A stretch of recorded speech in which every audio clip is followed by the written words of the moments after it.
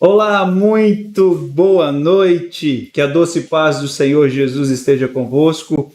Que alegria, que enorme prazer é estar convosco nesta noite em mais um podcast Unifatel. E desta feita nós estaremos trabalhando um tema que no final do nosso podcast, com certeza, você não terá dúvidas sobre o que as cartas de Paulo podem ser aplicadas às igrejas de hoje.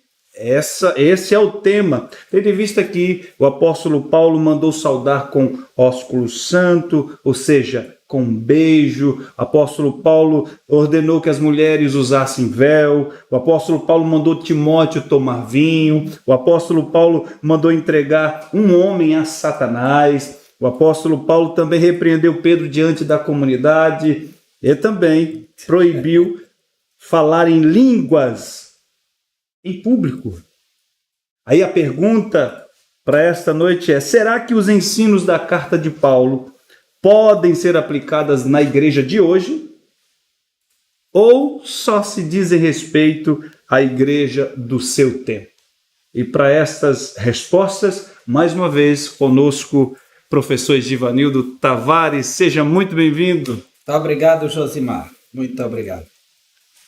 Será um momento muito oportuno para todos nós refletirmos sobre a importância das cartas e acerca desse perfil das cartas, se elas podem ser aplicadas dentro do nosso contexto, do nosso tempo, já que Paulo escreveu para uma igreja específica, dentro de uma circunstância específica, e estão registradas. Aí como é que eu faço? Eu pego uma parte de um texto de Paulo e aplico e outro não? Como é que fica essa situação? Então, vamos dialogar sobre isso, né? Você que tem esse interesse de aprender a respeito disso, permaneça conosco até o final desse podcast. Quero te fazer um pedido especial. Você que não é inscrito ainda nesse canal, no canal do professor aqui, Givanildo Tavares, no canal do YouTube, por favor, se inscreva. E também solicito encarecidamente, compartilhe esse link de hoje, desse podcast, envie para um irmão, para um amigo, espalhe aí, para que mais gente tenha este conhecimento. Conhecimento hoje, mais uma vez, né? Hoje e todas as vezes que nós estamos diante do professor Givanildo Tavares, tem sido muito esclarecedor, né? Nós estamos aqui diante desse tema e já tivemos diante de tantos outros temas, de vários assuntos, e o professor Givanildo, tendo a graça de Deus na sua sabedoria e através do Espírito Santo, trazendo esclarecimento para a gente. E desta feita não será diferente. Não é, professor Givanildo Tavares? Vamos lá? Professor Givanildo Tavares, eu quero fazer a primeira pergunta. Quantas cartas o apóstolo Paulo escreveu? O cânon paulino, o cânon bíblico, como se chama, o que é cânon? Cânon são os livros aprovados pela igreja, como os livros autoritativos que estão debaixo da inspiração do Espírito Santo. O cânon do Novo Testamento é composto de 27 livros. Dos 27, 21 deles são cartas. Das 21 cartas, 13 são identificadas como de autoria paulina. Elas têm a chancela, a assinatura de Paulo. Logo de início é de praxe que Paulo abra as suas cartas dizendo Paulo, apóstolo de Jesus Cristo, ou Paulo, servo e apóstolo.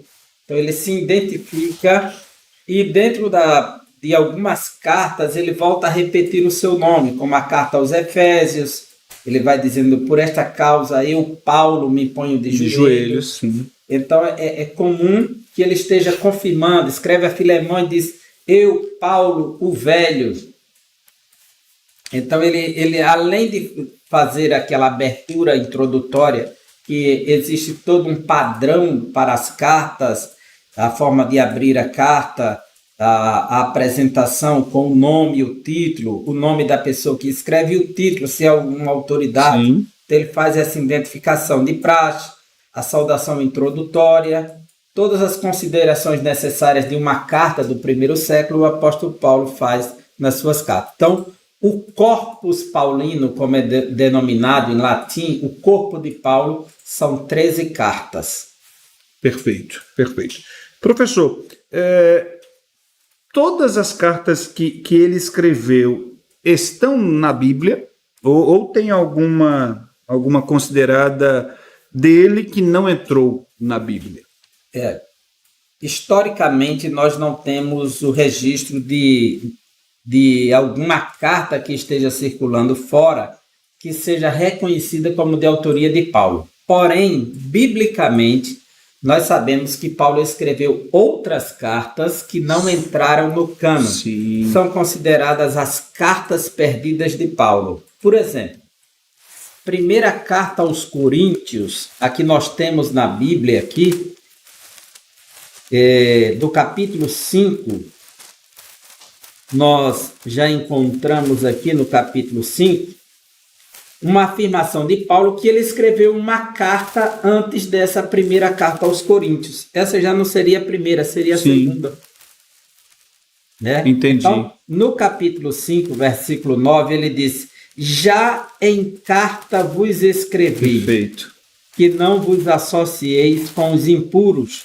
Ou seja, tem uma carta anterior a essa carta que ele está enviando aqui. Ele já tinha tratado do tema e agora ele volta a repetir o mesmo tema nessa carta que entrou para nós. Essa é uma carta perdida. Sim. Outro texto, nós temos na carta aos Colossenses uma afirmação aqui no capítulo 4, carta aos Colossenses, capítulo 4. Ele diz assim, versículo 15 e 16. Saudai os irmãos de Laodiceia e Ninfa e a igreja que ela hospeda em sua casa. Uhum. E uma vez lida esta epístola perante vós, providenciai, porque seja também lida na igreja dos Laodicenses. E a dos de Laodiceia, lede-a igualmente para vós. Uhum. Ou seja, tem uma carta que ele enviou para a igreja de Laodiceia, os Laodicenses. Sim. E Paulo pediu que eles trocassem as cartas. Perfeito. Não havia muita cópia naqueles dias. Para fazer uma cópia dependia de um copista, era tudo à mão, era manuscrito.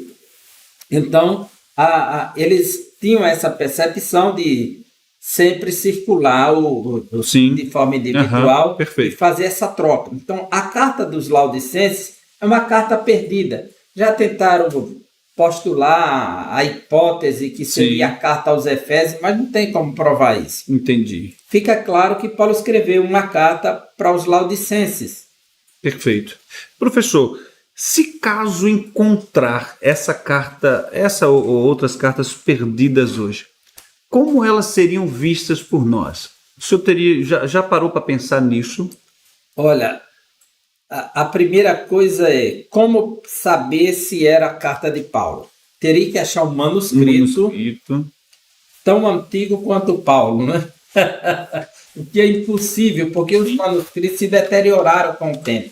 O que nós temos hoje é cópia de cópias. Sim. O manuscrito inicial chama de autógrafo, que é o que saiu do punho do autor. Uhum. Esses autógrafos se perderam. Então, como saberia que seria de fato essa carta autêntica e de Paulo? Perfeito. Né? Era só pelo fato de ter o nome Paulo? Perfeito. Né? Ótimo. Professor, antes de mais uma pergunta, nós já temos aí alguns irmãos conosco, participando no chat. O irmão Ivaldo Claudino está conosco. O jovem João Pablo também, Severino Ramos também, Josuel da Silva Ferreira, Roberto Campelo, Edilson Pereira dos Santos, todos estão conosco. Querido irmão Edilson, muito obrigado. Roberto, um abração, meu irmão. Josuel, lá de Alhandra. Josuel. E Alhandra, viu? Que bênção. Seja bem-vindo, Josué. Muito obrigado, meu irmão. Compartilha aí com os irmãos de Alhandra. Nós passamos um tempo lá, uma temporada, acompanhando a turma lá no Setadeia, no seminário lá. Que bênção. Compartilhando Muitos alunos lá, muita gente boa, muita Muito gente com fome da palavra, com sede de conhecimento. E aí, Muito bom. Josué, muito obrigado, Josué.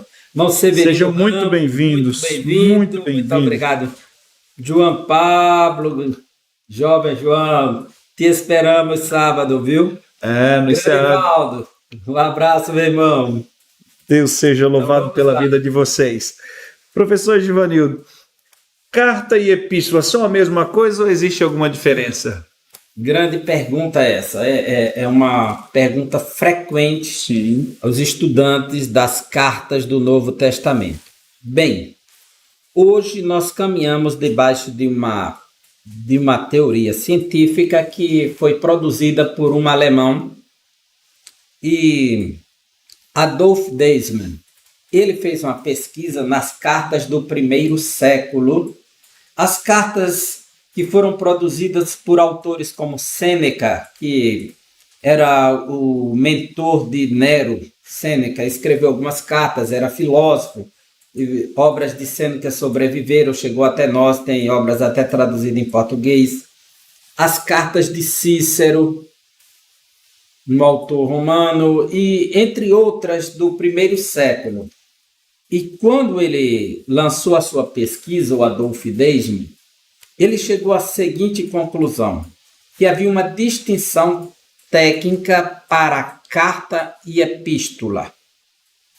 E o que ele levanta para justificar essa sua tese, que uma carta é diferente de uma epístola? Sim. É que uma epístola é uma obra bem produzida com o propósito de ser publicada. O que significa ser publicada? É tornar pública. E ela foi feita para ser lida em público, então ela podia ser copiada várias vezes e tinha essa pretensão. Sendo assim, uma epístola era um escrito muito rebuscado, trabalhado. Sim. A linguagem seria estruturada. É como você escreve para seu irmão, dizer, seu irmão está lá em Vitória, né? Uhum. Lá em Linhares, Linhares do Espírito Santo. Você escreve para seu irmão, você não vai buscar palavras técnicas para conversar com seu irmão. Sim. Se você escreve para o presidente da República ou para um juiz, você já começa com a expressão meritíssimo, excelentíssimo. Perfeito. Então, a linguagem, ela será agora podada. Sim. E será orientada dentro da sua necessidade. Isso seria uma epístola. É um texto com uma linguagem pensada, organizada, como você vai dizer, para quem vai dizer, porque ela pode ser publicada para que outras pessoas leiam. Logo, uma epístola, ela é impessoal. Sim. Ela não tem aquela proposta de expressar os sentimentos pessoais do dia a dia. Diferente da carta. A carta você é livre para usar a linguagem mais simples possível, coloquial e pessoal. Sim. Por exemplo, as cartas e as epístolas de Paulo, as cartas pessoais, elas têm um teor pessoal. Por exemplo, Filemon. É uma carta que Paulo escreve para Filemon, para que ele receba o seu escravo Onésimo. Essa carta ele escreveu diretamente para Filemon, para que ele receba o escravo. Então é uma carta pessoal para uma pessoa, e Paulo está fazendo um apelo sentimental, coloca pelo amor. Ele disse, eu podia te ordenar como um pai espiritual, mas não faço, eu rogo em nome do amor. Sim. E outra coisa, ele disse, e se ele está te devendo alguma coisa aí, coloca na minha conta, quando chegar eu pago. Isso é muito pessoal. Sim. Isso é muito pessoal. Ele escreve para Timóteo, então essa carta não é para a igreja de Timóteo, é para Timóteo. Para Timóteo, sim. Então ele vai dizer assim, eu me lembro das tuas lágrimas quando eu parti. Isso é muito pessoal. Sim. É muito pessoal. Isso para quem ia servir um negócio desse? Perfeito. Né? Eu me lembro das tuas lágrimas quando eu parti. Lembro-me da tua fé não fingida que primeiro habitou na tua mãe e na tua avó Lóide. e a mãe Eunice.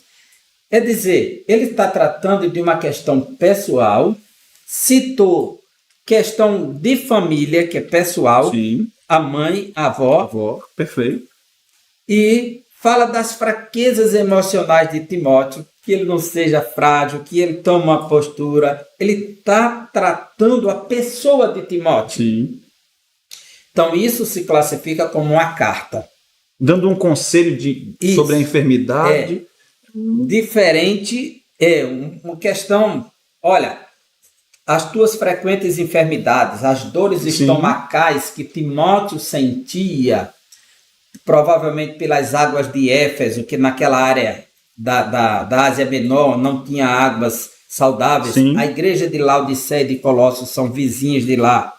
E a gente vê que Jesus, na carta de Laodiceia, diz: porque não és frio nem quente, és morno, vomitar-te-ei. Sim. Usava muitas águas mornas que vinham da encanação que os romanos fizeram. Sim. Pelo aqueduto. Então era muito comum, e talvez aí isso gerou muitas dores para Timóteo, e aí Paulo manda ele usar como sanativo aí o vinho, por conta das tuas frequentes enfermidades. Era cicatrizante, talvez Sim. por conselho de Lucas, Perfeito, que era médico, doutor. Sim. né, que andava com ele. Perfeito. É só usar o vinho. Aí Paulo manda o conselho lá, o conselho medicinal naquela hora, mas Não é uma doutrina, né? não é uma doutrina. Veja que está dentro de uma carta pessoal. Exato. Mas eu quero tratar também desse tema pensando, então para que servem as cartas de Paulo se elas pessoais se estão na Bíblia? Não é? Então, mas existe, chegar. o Adolf Deisman também analisou a questão Sim. da quantidade de palavras que existia numa carta e a média, Sim. ele usou um método estatístico, né? Quantas palavras era a média de uma carta e de uma epístola? Qual foi a sua conclusão? É que Paulo, nessa estatística dele, pelas cartas do primeiro século, que circulavam entre os romanos e os gregos, ele descobriu que Paulo nem se encaixou 100% no conceito de carta romana, nem de epístola romana. Paulo, ele inaugura algo que vai além do tempo, ao propor uma carta com estrutura de epístola e uma epístola com estrutura de carta. Logo, você encontra em Paulo o conceito de cartas epístolas ou epístolas cartas. Não está preso nenhum nem outro. Mas há essa leve distinção de as cartas pessoais, são as cartas para Filemão, para Tito e Timóteo, seriam as pessoais. As demais são para as igrejas, então são públicas. Perfeito, perfeito. Professor, qual a principal motivação para Paulo escrever estas cartas? A principal motivação. As cartas, elas são circunstanciais, dentro de uma circunstância. O método de comunicação na antiguidade, foram usados vários métodos para levar a informação à frente. Por exemplo, quando a cidade de Troia ruiu, ela tombou, então acenderam diversas fogueiras em diversos montes em sequência, para que durante a noite a notícia chegasse bem distante, do outro lado, que eles tinham vencido a guerra. E esse foi o código. Eles veriam as fogueiras acesas. Sim. Esse é um método de comunicação. Em outros locais usavam-se tambores. A quantidade de batida dizia o tipo da comunicação. Sim. De sorte que em muitos locais se conhece... É como guarda de trânsito. Ele conhece o silvo longo, o silvo breve, né? Sim. Eu não conheço, não. Eu já esqueci tudo, mas tem. Perfeito, perfeito. Não é? Existe uma técnica nisso. Sim. Isso é comunicação. Ele está comunicando quando ele apita. Então, usava-se os tambores. Outros passaram a usar a corneta, o chifre de bode, né? Chamado de chofar. E havia também as fumaças, muito utilizadas, eu acho que é visto em alguns filmes indígenas, né? Você faz uma fogueira com palha seca, quando ela pega fogo, você joga a folha verde em cima. Sim. Para gerar uma fumaça escura. aí vem com um pano, bate em cima, Sim. ela forma círculos Sim. concêntricos e sobe. Era uma forma de comunicar. Muito. Era a internet dos índios. Sim. Né? Perfeito. É comunicação. Perfeito. As cartas surgiram como meio de aproximar pessoas que estavam distantes. É um meio de comunicação extraordinário, um dos mais avançados. Sim. Isso aqui seria a internet de Paulo, Sim. se fosse hoje. As cartas.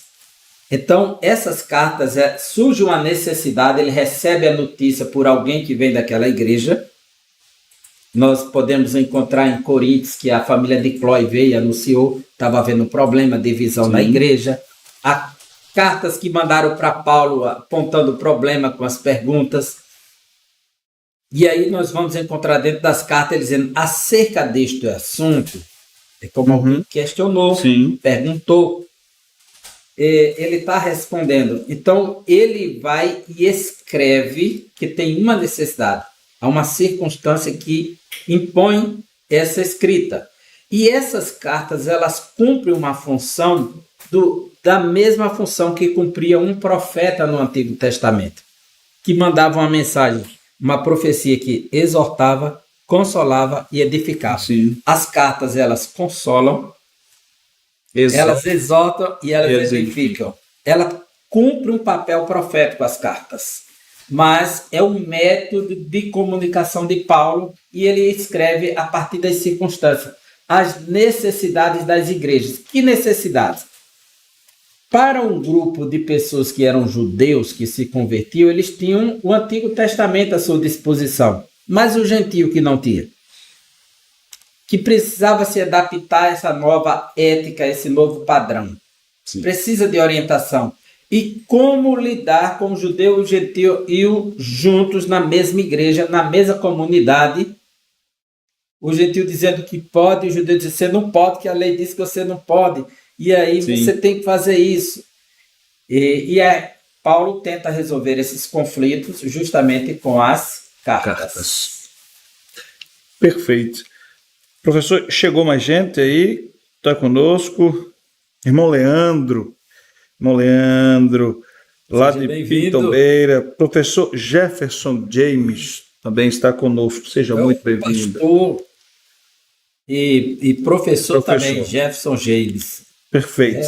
Grande James, obrigado, meu irmão. Seja muito bem-vindos. Professor, considerando que Paulo escreveu aí para as igrejas, para uma igreja lá na Europa, sim, como Corinto, tem como defender que seus ensinos se aplicam nas igrejas de hoje ou há restrições? Olha, existem coisas que Paulo escreveu para uma certa igreja que só cabia dentro daquela igreja. Era um problema dela. Não era um problema de todas as igrejas. Sim. Por quê?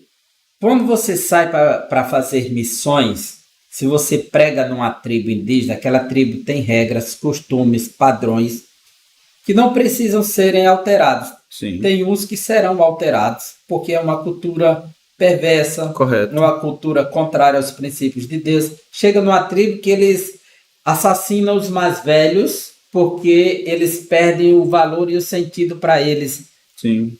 Então eles vão e matam. Ela disse, não, isso é cultural. Eu não posso entender que essa cultura é uma cultura maligna, nós entendemos. Sim. Uma criança nasce com deficiência. E por muito tempo na Grécia Antiga, se uma criança nascesse deficiente, jogava ela de cima do Monte Olímpio como uma forma de sacrificá-la aos deuses, porque ela não serviria para a sociedade. Sim. Então, os deficientes, por muito tempo, eles eram excluídos da sociedade porque não tinha serventia, né? Na perspectiva humana, mal orientada, né? Sim, sim. O que acontece? Paulo escreve para uma igreja na Europa e tem questões lá, questões culturais, que ele está tratando que diz respeito só àquela igreja. Ok. O fato de Paulo ordenar que as mulheres usem o véu não é um mandamento para que todas as igrejas utilizem o véu. É justamente uma interpretação dessa radical que leva algumas igrejas a viverem usando o véu como uma ordenança divina para todas as igrejas, para todos os tempos. Sim. Mas não existe, porque na mesma carta você vai ter Paulo dizendo: saudai uns aos outros com o ósculo santo, com o beijo. Sim. A igreja de Corinto beijava os outros. Então, é engraçado que a igreja que adotou o véu adotou o beijo também, né? Sim. Os dois. Realmente, os dois. E aí é cultural, né? Sim. Tá entendendo? Sim. Isso aí é uma questão da cultura local. Eu cheguei no Egito quando nós viajamos para lá, e assim que chegou no Museu do Cairo, o egípcio correu, estendeu a mão para o nosso guia e o beijou na face dos dois lados. Para nós, apertar a mão faz parte, mas um homem chegar e beijar dos dois lados já é estranho nessa cultura. Sou estranho, mas faz parte. Para nós é comum você ver um homem andando de mãos dadas com uma mulher. Sim. Você não consegue ver isso no Egito, só se for um visitante, um estrangeiro. Sim. O homem não anda de mãos dadas com a mulher, muito menos abraçado na rua. A questão da cultura. Então, essas questões que são culturais, elas não dizem respeito a um ensino padrão e normativo para todas as igrejas. Agora, os princípios que são normativos, que se aplicam em qualquer tempo, estão dentro dessas cartas. Você tem que olhar dentro do texto o que diz respeito àquela cultura naquele espaço e aquilo que é universal, aquilo que é prescritivo. Então, quando tem prescrição, então tem ordenança, tem princípio a ser seguido. Quando há apenas descrição, ele está descrevendo um acontecimento. E se há uma ordenança ligada a um aspecto cultural, diz respeito àquele ambiente. Sim. Agora, eu posso utilizar o princípio que Paulo utilizou para certas práticas para combater outros que tenham semelhanças que sejam contrárias a uma boa cultura. Paulo disse que não se deixe levar porque os maus costumes, as más conversações corrompem os bons costumes, né? Tem bons costumes a serem preservados, mas ele disse costumes. Sim. Não disse doutrina, né? Costume. Perfeito.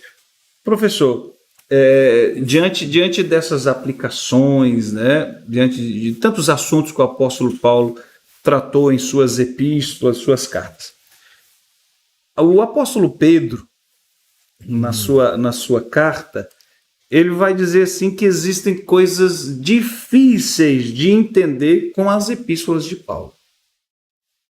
O que seria isso? Eita! Essa é boa, viu? Por que Pedro disse isso? Segunda carta de Pedro, capítulo 3. Por que Pedro diz isso?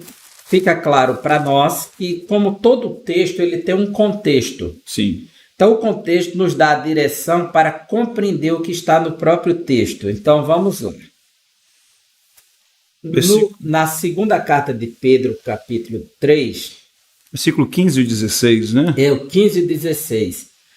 Esse capítulo 3, ele está tratando da vinda do Senhor. Sim. Ele já começa aqui... Amados, esta é agora a segunda epístola que vos escrevo. Em ambos procure despertar com lembrança da vossa mente esclarecida. Aí ele vai mostrar que estão surgindo homens que estão negando o Senhor, estão escarnecendo dele, né? Sim. Olha, e ele diz que são escarnecedores dos últimos dias. Sim. Versículo 4, e dizendo, onde está a promessa da sua vinda? Porque desde que os pais dormiram, todas as coisas permanecem como desde o princípio da criação. Então ele vem tratando do tema da volta do Senhor e faz um chamado a uma responsabilidade. Dê um salto para o versículo 10, saindo do 4 para o 10. Virá, entretanto, como ladrão o dia do Senhor. Permanece com o tema da volta do Senhor. Percebe? Percebo. No qual os céus passarão. Aí o 11. Visto que todas essas coisas hão de ser assim, desfeitas, deveis ser tais como os que vivem em santo procedimento e piedade, esperando e apressando a vinda do dia de Deus, por causa do qual os céus incendiados serão desfeitos e os elementos abrasados se derreterão. Nós, porém, segundo a sua promessa, esperamos novos céus e nova terra, nos quais habita a justiça. Por essa razão, por esse motivo... Sim. Veja que é continuidade, sim, né? Perfeito, perfeito. Amados, esperando estas coisas, empenhai-vos por serdes achados por ele em paz, sem mácula, irrepreensíveis. E tende por salvação a longanimidade de nosso Senhor, como igualmente o nosso amado irmão Paulo vos escreveu, segundo a sabedoria que lhe foi dada. Sim. Ao falar acerca destes assuntos da volta do Senhor, Paulo teve que escrever 2 cartas. Ele escreveu a primeira aos Tessalonicenses. Sim. É interessante isso aqui. Paulo escreve, fala do arrebatamento, da volta do Senhor. Diz que ele virá como um ladrão, como Pedro repetiu aqui no versículo 10. Talvez já pegou o texto de Paulo também, de capítulo 5, 1 Tessalonicenses. E Paulo escreve a carta e dentro da igreja fica um zum. Alguns irmãos dizem, não vou mais trabalhar, o Senhor está voltando. E começa... Aí Paulo escreve uma segunda carta.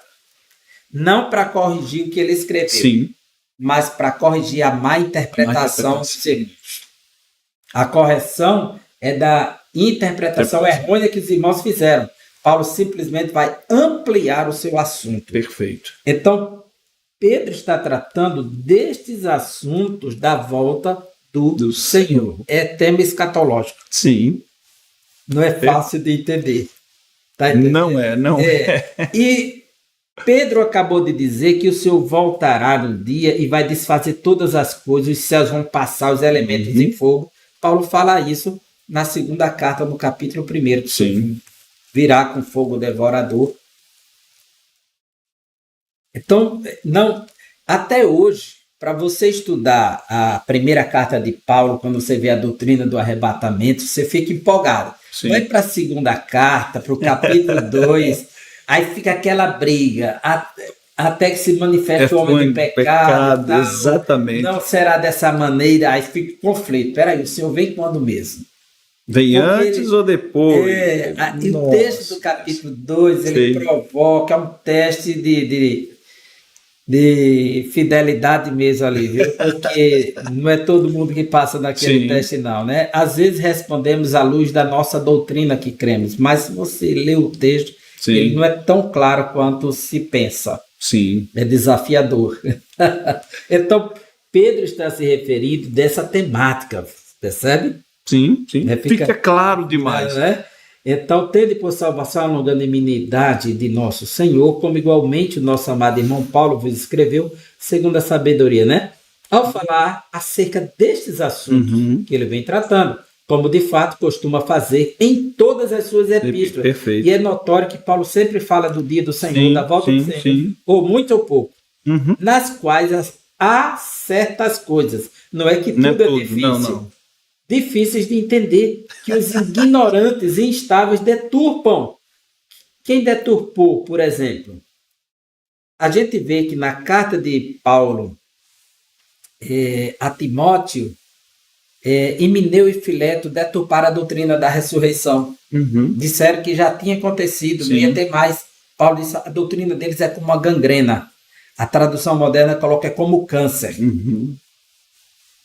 Então, havia essa deturpação dos ensinos de Paulo acerca da vinda do Senhor, das questões escatológicas. Ótimo. Ficou claro agora, né? Perfeito. Vamos lá, vamos continuar. Por exemplo, professor, Paulo ordena que quem tem fome come em casa. Existe alguma aplicação disso na atualidade? Tem pregadores que eu acho que esse texto é sempre bem aplicável, né? Quem tem fome come em casa. Olha só, Eita esse Deus. eu diria que é o texto esquecido da Santa Ceia. Sempre que, naturalmente, quando se lê o texto de 1 Coríntios, capítulo 11, da Santa Ceia, quando vai chegando aqui no final do capítulo, aí para no 33. Assim, pois, meus irmãos, quando vos reunis para comer, esperai uns pelos outros. Encerra aqui. Pelo menos eu estou acostumado nos meus 30 anos de fé, sempre esse bloqueiozinho aqui, né? O último verso é 34. Se alguém tem fome, come em casa, ninguém lê. Parece até uma pancadazinha. É mesmo. A fim de não vos reunirdes para juízo. Quanto às demais coisas, eu as ordenarei quando for ter convosco. Por que Paulo diz isso aqui? Quem tem fome, come em casa. Dentro do contexto da Santa Ceia, eles comiam muito pão na Santa Ceia? Não, não é isso. Nós encontramos aqui no capítulo 15 que havia duas ceias. Havia uma festa chamada de festa ágape, que era uma festa tradicional, em que os irmãos se reuniam para compartilhar sentimentos, emoções. O livro de Atos sempre vai falar que eles estavam sempre juntos, se reuniam e partilhavam tudo, tinham tudo em comum. Estava na comunhão, no partir do pão e na doutrina dos apóstolos. Sim. Às vezes as pessoas acham que esse partir do pão é a Santa Ceia. Eu já ouvi muita gente. Então, não é? É a festa ágape, que era a festa da comunhão. E eles tinham tudo em comum, essa partilha. E nesse capítulo 11, Paulo corrige isso. A igreja de Corinto, eles se reúnem e o dia de ceia acontece sempre no domingo. É natural, a gente no primeiro dia da semana. Sim. Nós temos uma tradição de ceiar somente uma vez por mês. Pelo que entende, Paulo parece que ceiava toda semana. E muitas igrejas seguem esse padrão, né? Sim. De tradição cristã, de vertentes evangélicas, alguns seguem esse padrão. Tem uns que só ceiam uma vez no ano, porque a Páscoa era uma vez no ano. O cristianismo é muito diverso, né? E aí, nesse texto, Paulo, ele começa convocando os irmãos. Veja só o detalhe, viu? Versículo 2 do capítulo 11. Para entender o versículo 34, né? Quem tem fome, come em casa.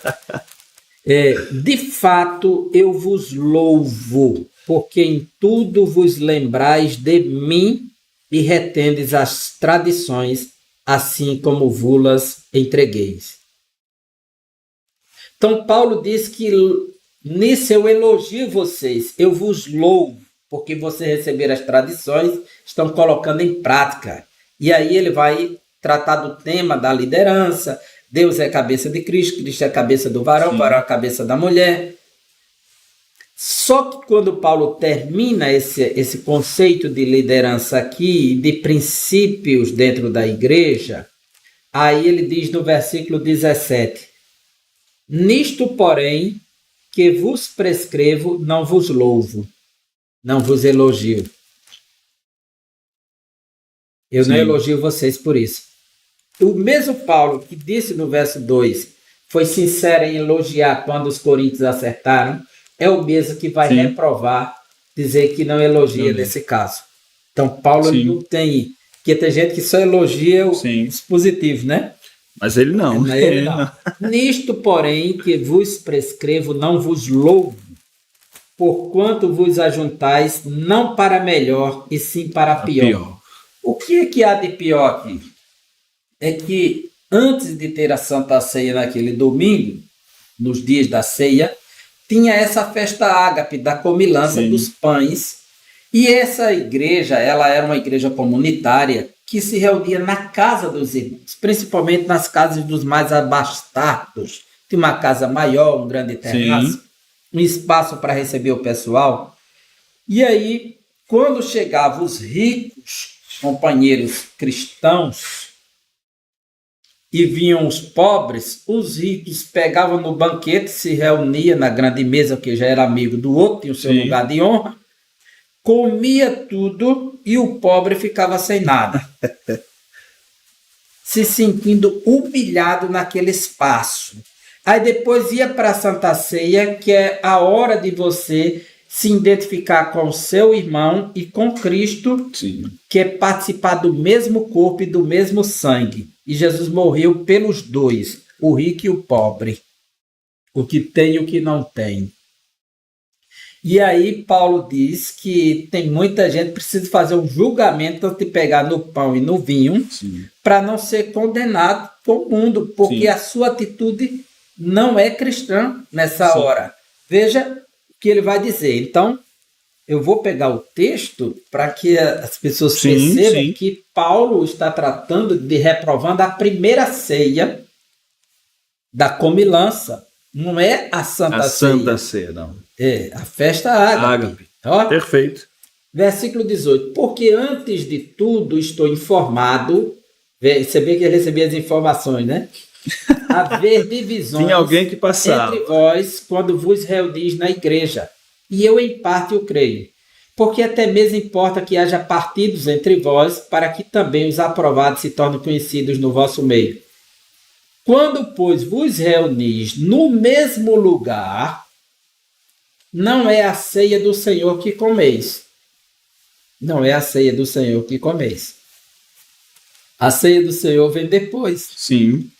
Porque, ao comerdes, cada um toma antecipadamente a sua própria ceia, antecipadamente a própria ceia, antes da ceia do Senhor. E há quem tenha fome, ao passo que há também quem se embriague. Não tendes, porventura, casas onde comer e beber? Ou menosprezais a igreja de Deus e envergonhais os que nada têm? Que vos direi? Louvar-vos-ei, nisto certamente não vos louvo. Aí, Paulo está reprovando por conta dessa atitude de desprezo ao pobre, de desprezo ao humilde, ao mais simples, que não participava daquele momento de comunhão. Só uma classe, divisão de classe, porque você tem posse e o outro não tem, aí privilegiava a classe, a nata, a elite da igreja. O que acontece é que depois tinha a Santa Ceia, aí Paulo entra, 23, porque eu recebi do Senhor, que também vos entreguei, que o Senhor Jesus na noite foi traído, tomou o pão e tendo dado graça, partiu e disse: isto é o meu corpo que é dado por vós, não é por alguns, é por vós, fazer isto em memória de mim. Por semelhante modo, e depois de cear, tomou o cálice, dizendo: este cálice é a nova aliança no meu sangue, fazer isto todas as vezes que beberdes em memória de mim. Lembrando que é Cristo que está ali, porque todas as vezes que comerdes este pão e beberdes o cálice, anunciais a morte do Senhor até que venha. E olha a responsabilidade, você está anunciando que ele morreu e que ele volta. Por isso, aquele que comer o pão ou beber o cálice do Senhor indignamente será réu do corpo e do sangue do Senhor. Essa atitude era indigna. Examine-se, pois, o homem a si mesmo, e assim coma do pão e beba do cálice. Pois o que come e bebe sem discernir o corpo, come e bebe juízo para si.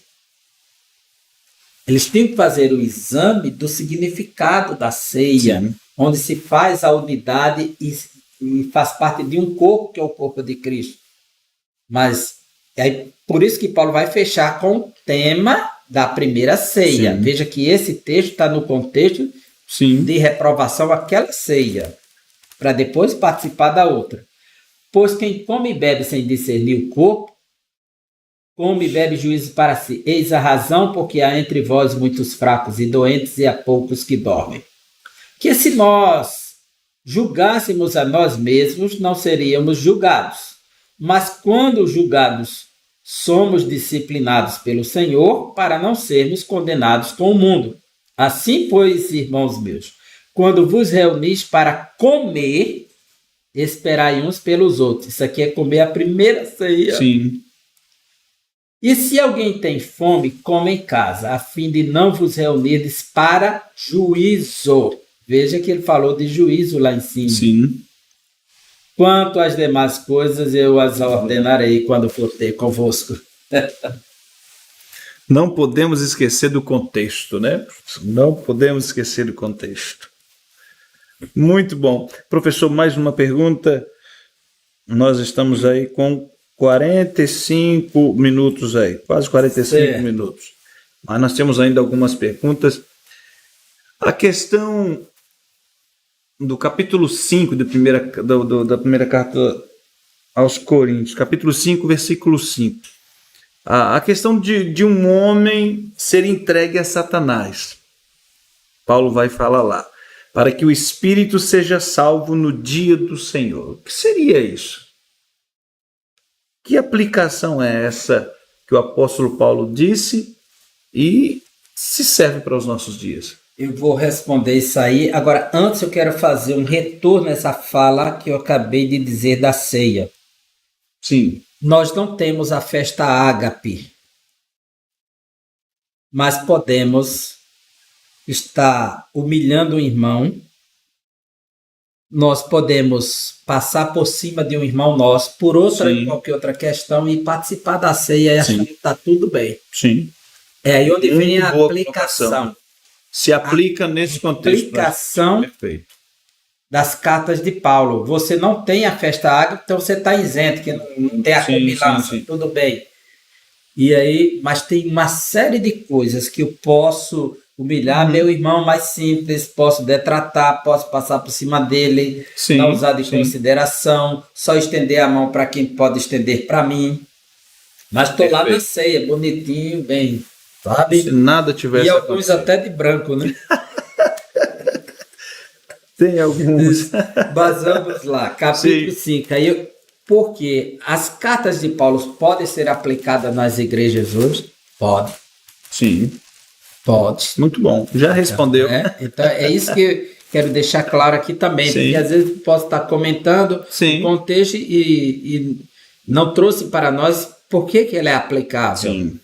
Então, os princípios são os mesmos. Sim, perfeito. Perfeito. Bem, Paulo entrega um homem a Satanás para que o espírito seja salvo. O que acontece? Ele recebeu essa notícia, ele já escreveu antes sobre ela, e eles estão tolerando uma pessoa na igreja que está vivendo uma relação imoral. Inclusive um caso de incesto. Sim. Ele está tendo relações com a madrasta. Todo mundo está sabendo na comunidade e não tomaram ainda nenhuma decisão.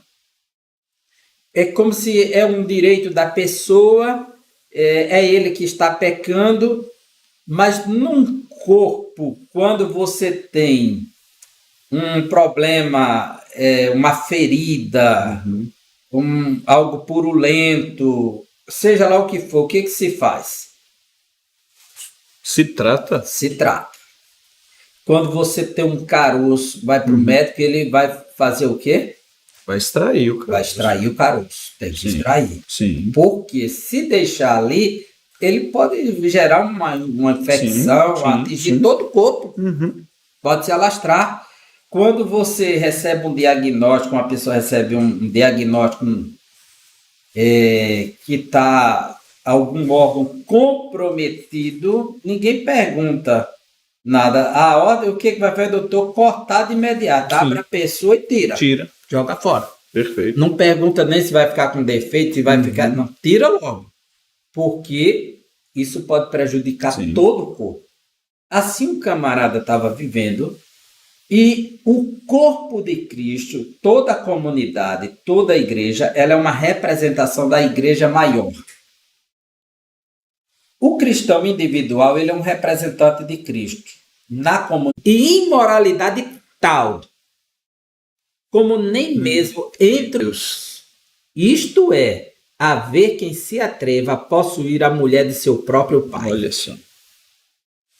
E contudo andais vos ensoberbecidos e não chegastes a lamentar. Quer dizer, a congregação não lamenta, é entre vós, é na comunidade, para que fosse tirado do vosso meio quem tamanho ultraje praticou.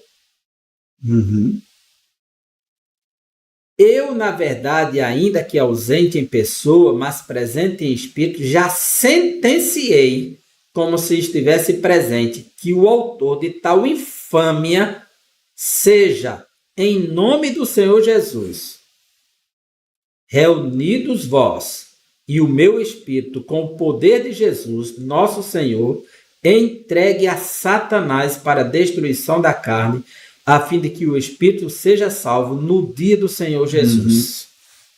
E Paulo está dizendo que tem que aplicar a disciplina. Sim. Uma pessoa em comunhão com a igreja, ele está em comunhão com o corpo, ele está debaixo da graça do Espírito Santo, ele está com todos os benefícios espirituais.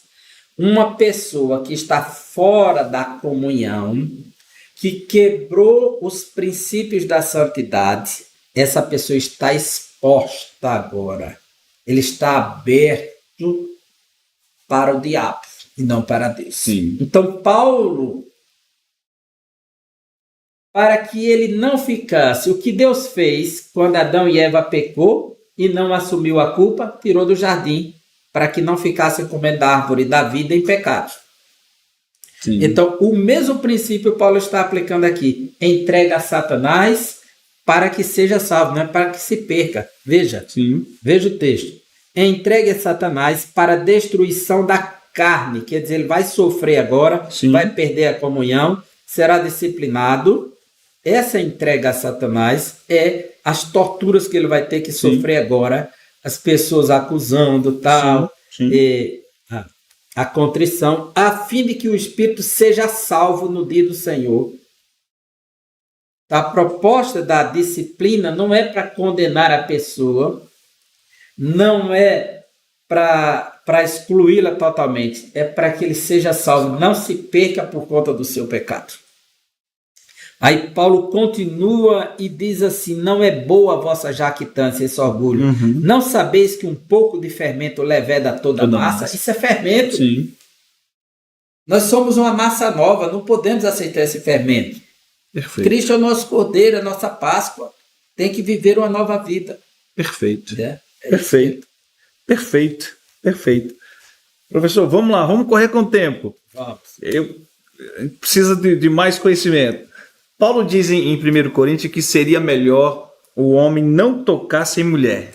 Ele não estaria contrariando o que Deus disse a respeito de que não é bom que o homem esteja só. Como que se aplica isso, professor? Imagina uma doutrina dessa na igreja. Como é que ficaria uma doutrina dessa na igreja? Meu Deus do céu. Coríntios 7:1. Quanto ao que me escrevestes, é bom que o homem não toque em mulher. Deus disse, não é bom que esteja só. E Paulo agora está dizendo, não é bom que o homem toque em mulher. O que você diz? Meu Você que é homem. Deus do céu. Essa privação aqui. Meu Deus. Essa doutrina paulina aqui.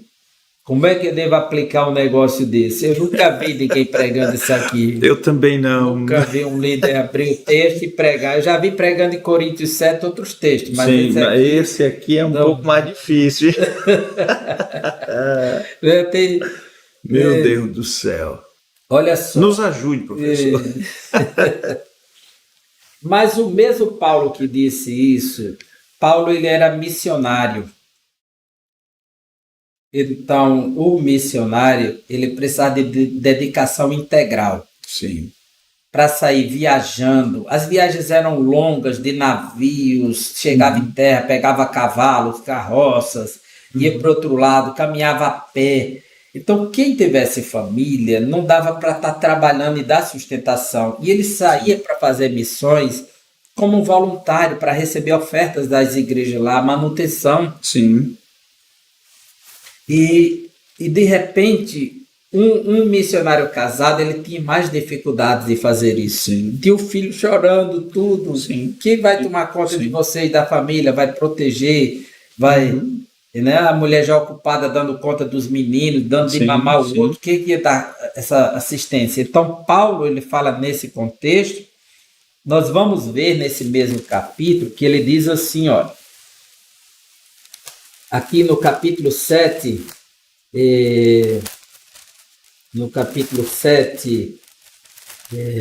deixa-me encontrar aqui o versículo, o 32 e 33. O que realmente eu quero é que estejais livres de preocupações. Sim. Quem não é casado, cuida das coisas do Senhor, de como agradar ao Senhor. Mas o que se casou, cuida das coisas do mundo, de como agradar à esposa.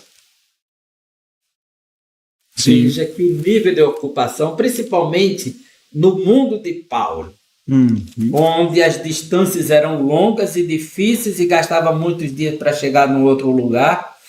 Então havia essa necessidade. Agora, se você volta aqui, no mesmo lugar que ele diz que não é bom que o homem se case, nem toque mulher, ele já vai dizer no versículo seguinte, mas por causa da impureza, cada um tenha a sua própria esposa. E cada uma o seu próprio marido. Perfeito. Está vendo que Paulo ele não está ensinando uma coisa contraditória. Sim. Esse ensino está dentro de um contexto de agradar ao Senhor. E no versículo 9, caso, porém, não se dominem, que se casem. Sim. Se o homem não é bom. Não é bom que toque mulher, né? Mas caso não se dominem, que se casem, porque é melhor casado que viver abrasado. Perfeito. Então, Paulo ele não está contrariando os ensinos do Senhor. Pelo contrário, ele está fazendo um chamado dentro de um contexto missiológico, né? Perfeito. Essa é a proposta. Exato, exato. Ele não está contrariando o casamento, né? Não. Até mesmo... O senhor um dia comentou a respeito disso do capítulo 9. Do capítulo 9, o versículo 5. Tu lembra? O senhor falou em um dos seus sermões a respeito disso. Cefas, Pedro, ele, quando saía, ele levava a esposa. E o senhor citou, foi o capítulo 9, versículo 5. Não temos nós direito de levar conosco uma mulher irmã, como também os demais apóstolos e os irmãos do Senhor e Cefas. Eu lembro que o senhor fez esse comentário também. Ótimo. Então, Pedro, o apóstolo Paulo não está contrariando o que Deus diz, não. Não. Muito bom. Professor, nós estamos aí já quase 1 hora de podcast, mas eu gostaria de fazer mais uma pergunta. Talvez seria a última. No nosso chat não tem nenhuma pergunta. E já digo, né, se tiver alguma pergunta, coloque aí, eu acredito que dá para o professor responder. Professor, quando o apóstolo Paulo diz assim, digo eu, não o Senhor, implica dizer que ele ensinou coisas por conta própria? Olha, o apóstolo Paulo, quando ele diz apóstolo, que é o título de autoridade que o Senhor o concedeu. Sim. Então, o apóstolo era uma autoridade para ensinar em nome do Senhor. Na carta de Paulo aos Efésios, capítulo 3, ele diz que ele recebeu a revelação do Senhor. Curiosamente, nós estamos só em Corinto hoje, né? Realmente, né? Ficamos... Então, Paulo diz assim, nessa carta aos Coríntios, nesse capítulo 7, temos essa parte aqui. Ele vai falar aqui de 3 maneiras. Ele está tratando do assunto para os solteiros, os celibatários, como um dom. Quem tem um dom como eu, né? Se não pode, então se case. Vai falar para os que estão vivendo juntos, mas não se casaram, precisa se casar. Vai falar do divórcio, porque aceitou Cristo e o esposo não quer seguir, quer deixar a mulher, ou o oposto. Vai falar desse tipo de divórcio, né? Ser abandonado porque o outro aceitou a fé. Vai falar das viúvas, tudo nesse capítulo 7. As relações aqui, Paulo vai estreitando. E do jovem, que precisa partir para o casamento. Então, Paulo tem aqui nesse capítulo algumas coisas que ele vai orientar, por exemplo, acerca da mulher não deixe o marido. Disse o Senhor. Que está escrito a reprovação ao divórcio no Antigo Testamento também. Correto. Então, ele tem coisas que o Senhor falou na lei, no mandamento. Tem coisas que não estavam na lei, mas que passa a valer a partir do momento que Jesus chega e ensina. Em Mateus capítulo 5, nós temos novas revelações na boca de Jesus acerca do adultério que parte do coração. Acerca do divórcio, Jesus vai trazer novas revelações e vai colocar, pontuar, partindo do Gênesis, tanto no capítulo 5 e 6 de Mateus, principalmente no 6, né, que vai ter esse tema, parece, e no 19 de Mateus. Então, Jesus agora deixou claro isso. Então, Paulo vai usar aquilo que está escrito. Diz que está escrito, segundo os mandamentos, como disse o Senhor, que foi Jesus que disse agora, na sua vinda em carne, não estava escrito. E aquilo que é uma situação nova, que Jesus não falou, que ninguém questionou ele, nem está escrito na lei de Moisés. Aí Paulo disse, digo eu, não o Senhor. O Senhor não disse isso. Mas como apóstolo eu estou dizendo agora. Perfeito. Aí ele termina esse capítulo, veja o versículo 12. Aos mais digo eu, não o Senhor. Mas no último versículo ele diz, todavia será mais feliz se permanecer viúva, segundo a minha opinião. E penso que também eu tenho o Espírito de Deus. E no capítulo 14 dessa carta, ele vai dizer assim, versículo 37, se alguém se considera profeta ou espiritual, reconheça ser mandamento do Senhor o que vos escrevo. Perfeito. Não estava na lei, eram revelações novas, como administrar os dons, as situações. E Paulo diz que o que ele está escrevendo é mandamento do Senhor no final, porque ele está escrevendo debaixo da autoridade apostólica que lhe foi concedida. Ótimo. A revelação. Ótimo. Professor, nós estamos chegando no final do nosso podcast, mas temos pergunta aí no chat. Cadê? O João Pablo. Professor, com quantos anos Paulo escreveu as cartas? Tem algum... Tem um parâmetro para aproximar. Paulo se converte por volta do ano 34 da era cristã e ele tem praticamente a idade de Jesus Cristo. Alguns associam ele, vamos dizer, se Jesus nasceu por volta do ano 4 ou 3 antes de Cristo pelo calendário, né? Que foi zerado, o calendário juliano.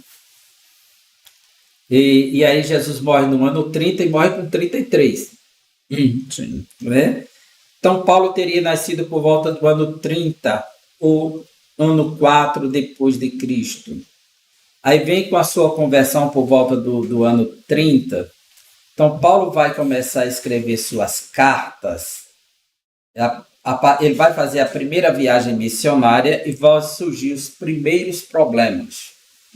Se A tese que defende que a carta aos Gálatas, pelo tipo do conteúdo, é a primeira carta de Paulo, no ano 48 ou 49.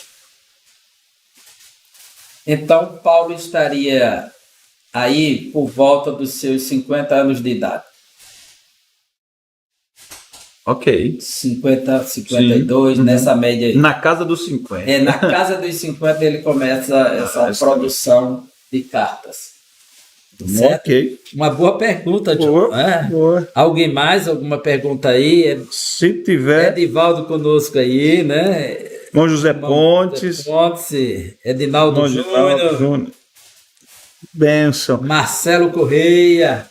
Pessoal, vamos. Ainda.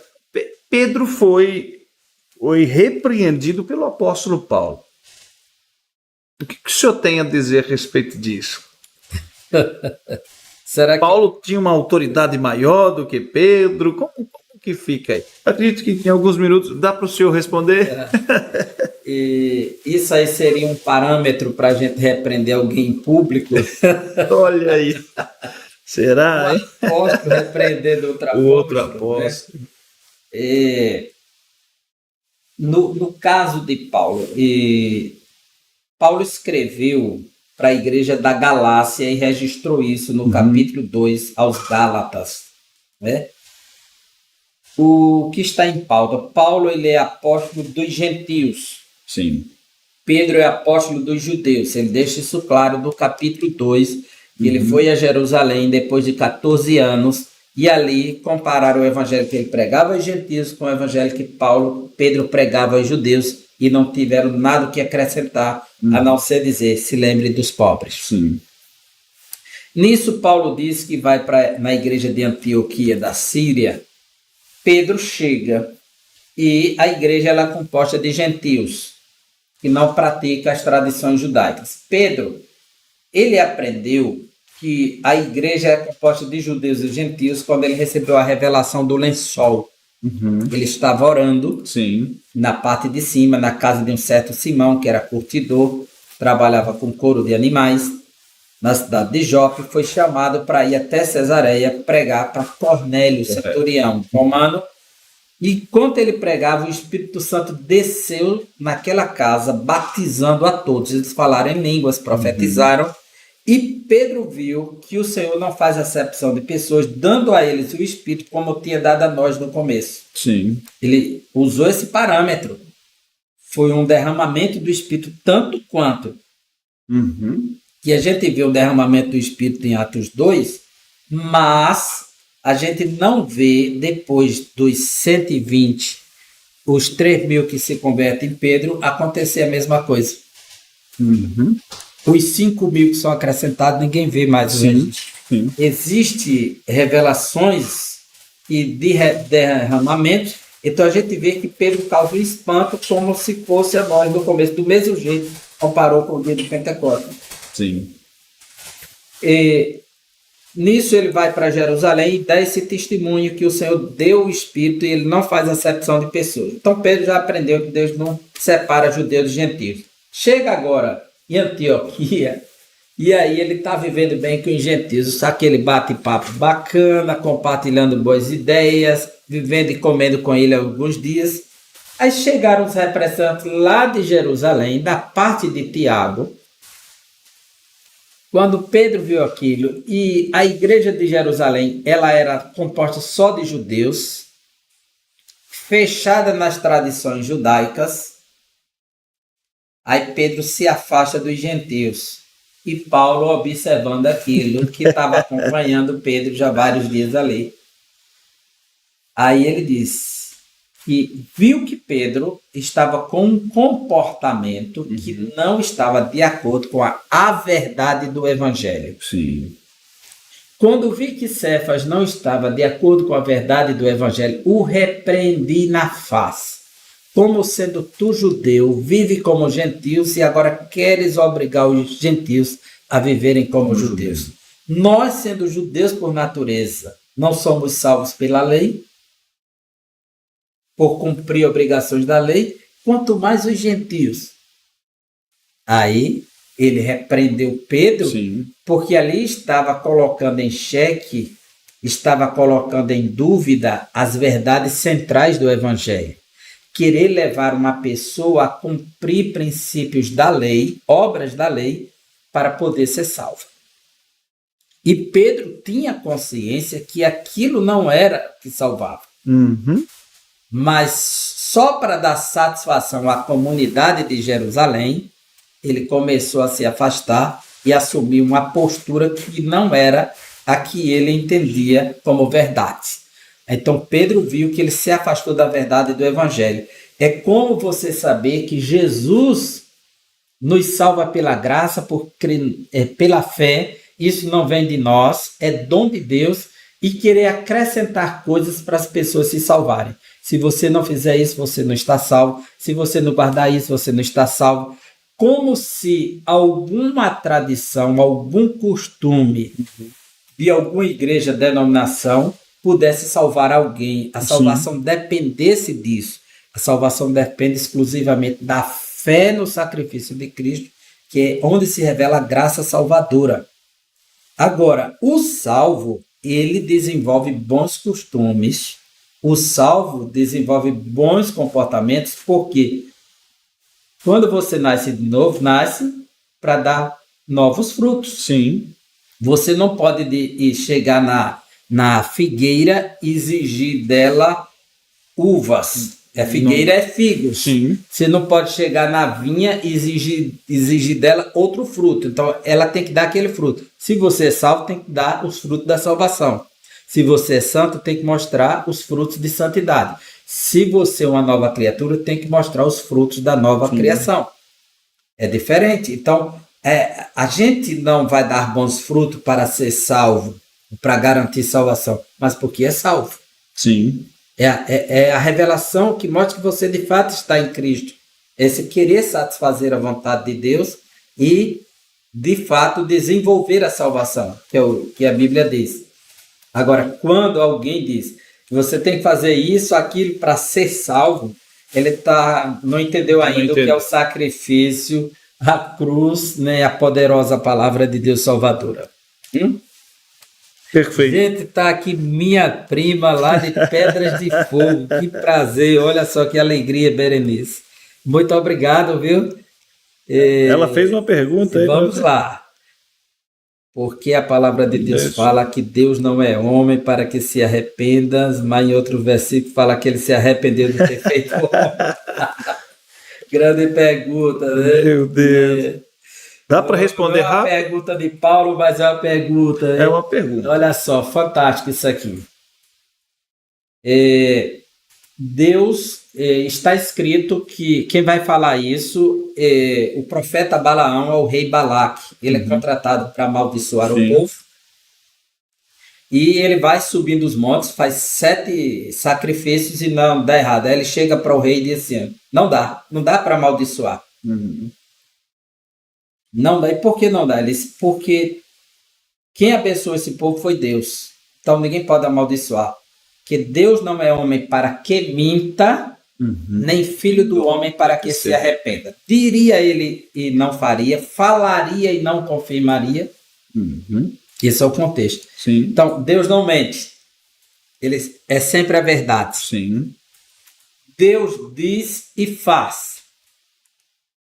Quando a Bíblia diz que Deus se arrependeu de ter feito o homem, mostra a revelação de Deus, que é um sentimento antropopático, né?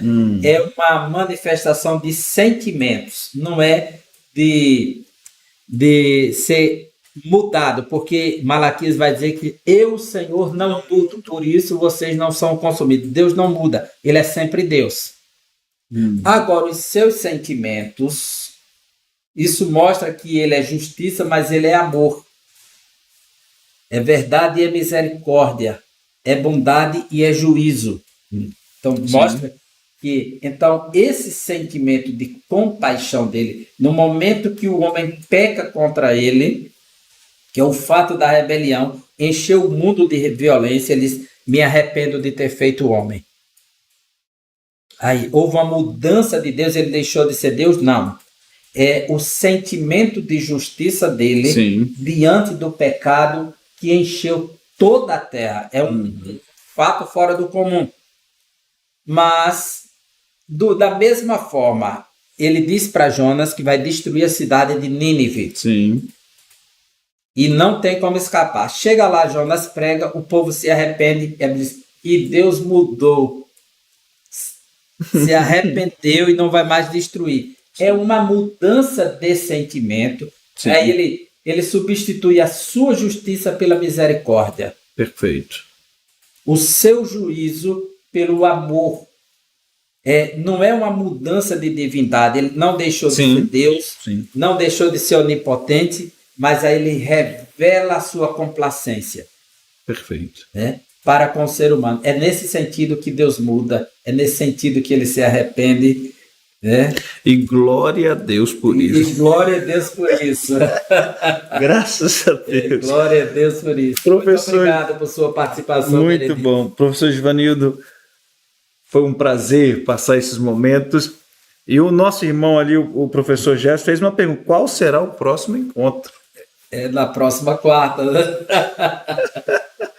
Muito bom.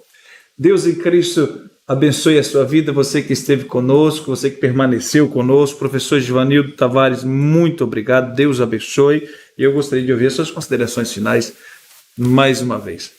Eu quero louvar a Deus pela vida de cada pessoa que vem ao nosso canal participar conosco desse momento e poder estar aqui aprendendo desses temas tão importantes.